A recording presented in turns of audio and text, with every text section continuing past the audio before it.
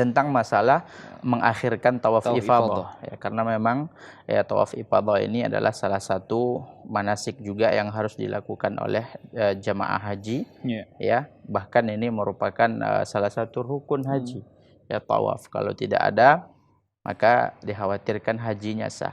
Memang ya ketika Rasulullah Shallallahu Alaihi Wasallam ditanya ya mana tentang bolehkah ya, ini hadisnya masyhur sekali, hadisnya ringkas ya, manakah bolehkah kita mendahulukan tawaf ifadah kemudian atau mengakhirkan ini, didahulukan ini, maksud saya ini amalan-amalan yang dia tersebut boleh didahulukan atau diakhirkan ya, seperti amalan-amalan yang terjadi pada hari ke-10 Zulhijjah. Maka Rasulullah Shallallahu Alaihi Wasallam mengatakan if'al wala haraj ya.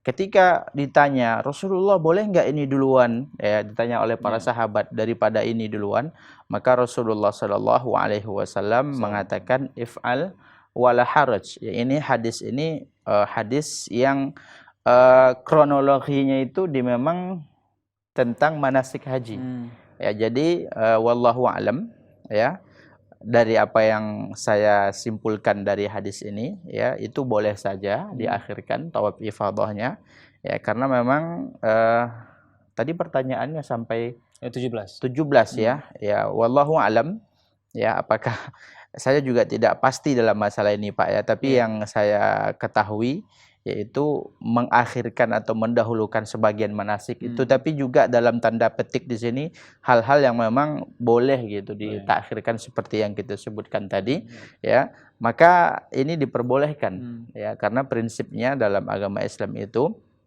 tentunya yuridullahu bikumul yusra wala yuridu bikumul usra. Allah itu ingin ya kalian tersebut mendapatkan kemudahan ya.